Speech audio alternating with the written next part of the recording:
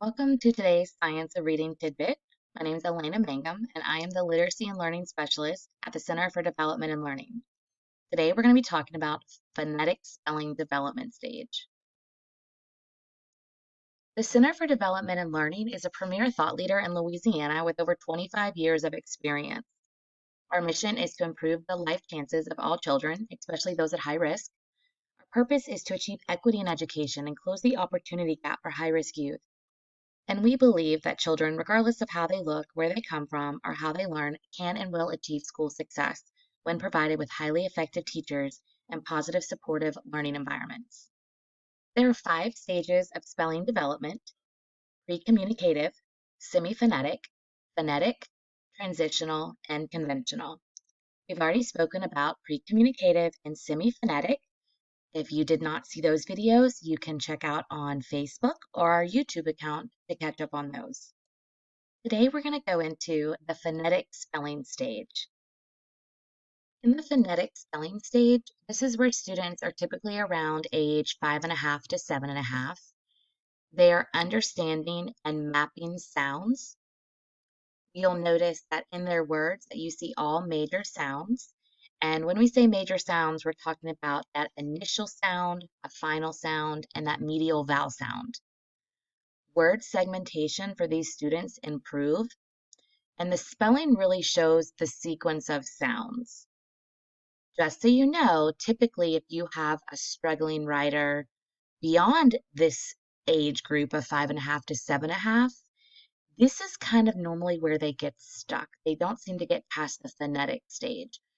So knowing about all these stages, teachers can really look at their students' writing and really group them to move them along these phases.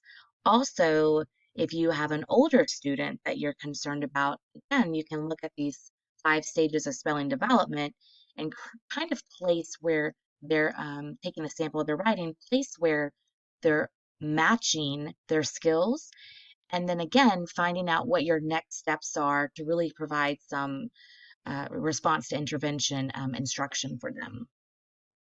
What can you learn from phonetic spelling? So let's take a look at a sample of phonetic spelling by a student. I will read it for you. I was coming home from Central Park and I told Zaid I needed to go to the bathroom. So we see a lot of great things going on from the student's writing. Not only just most of the letters sitting on the line, spacing, and punctuation, but you'll notice that beginning, middle, and ending sound, those major sounds are really represented.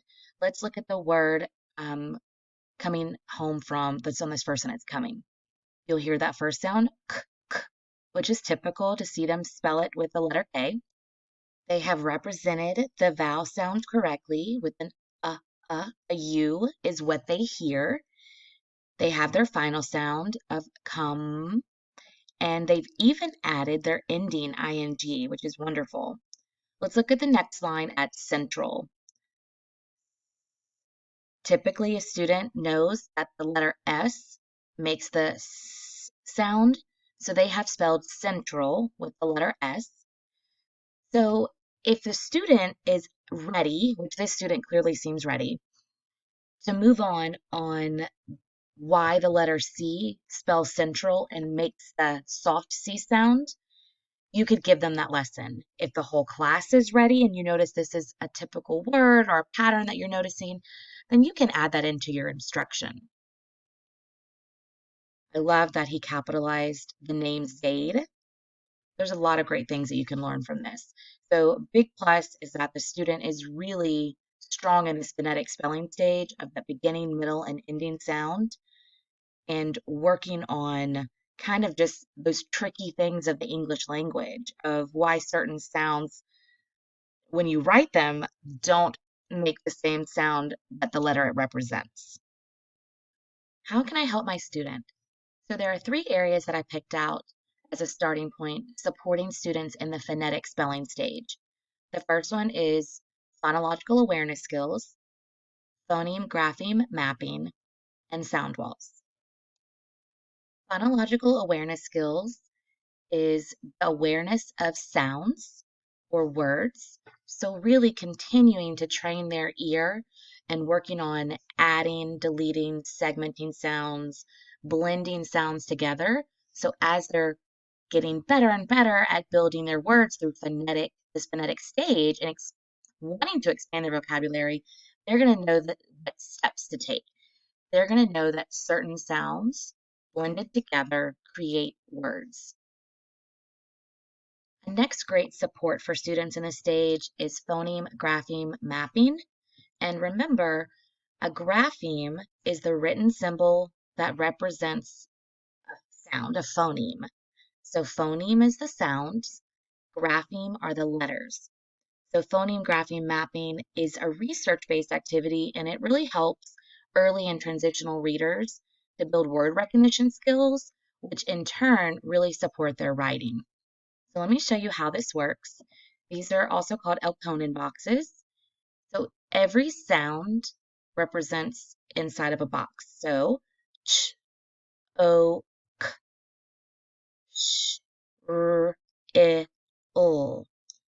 So students can really look at the sounds and build words.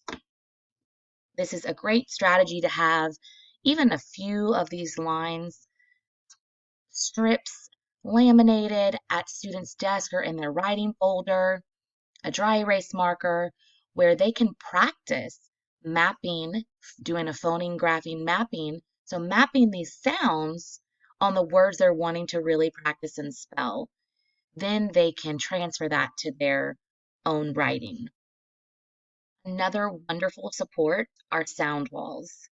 To be quite honest, I think sound walls should be a mandatory thing you see in kindergarten through second grade classrooms, and really some third and fourth grade classrooms would benefit from it. So sound walls are set up according to the articulation of speech sounds. And so this is different than word walls. Word walls are set up by the first letter, not by sounds. So it can get really confusing for our beginning readers and beginning writers. If we're thinking in regards of a word wall, and I have the word one, like the number one, O-N-E, on a word wall, it would get placed under the letter O.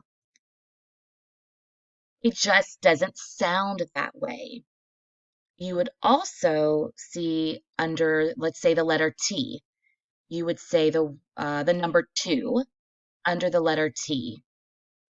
So t, oo, and then you would also maybe see the word the under the letter T on a word wall. But we know when we have TH together, we actually blend that sound. So having a sound wall really supports students on understanding the English language. And it's really putting yourself in the learner's perspective of supporting them with a sound wall. Organized by sounds, and it attaches the phonemes and graphemes. Remember, phoneme is a sound, grapheme is the letter. And these are some samples I took from online. This sample at the bottom and right above it are from a company called Tools for Reading. They supply the phonogram cards, and these mouths of children are called kidlips. So it actually helps the child and supports them on the articulation of how their mouth should be formed. These are really neat. So they have their sound wall listed as the vowel valley, and your mouth changes with the vowel sounds. And on this side is the consonant chart. On your right side, this is a teacher's classroom that they are clearly working on the various sounds of OO, OU, OI, these diphthongs. So really supporting students on understanding the sounds and words so that they can then use them when they're writing and recognize them better when they're reading. So we have covered pre-communicative, semi-phonetic, and today we talked about phonetic spelling development and ways that you could support your student in the classroom. Next week, we'll move on to transitional and then conventional spelling development stage. Thanks for tuning in. and let's stay connected. Email me with any questions or topics you would like to learn more about. And please like and follow us on Facebook, LinkedIn, Twitter, and check out more videos on YouTube.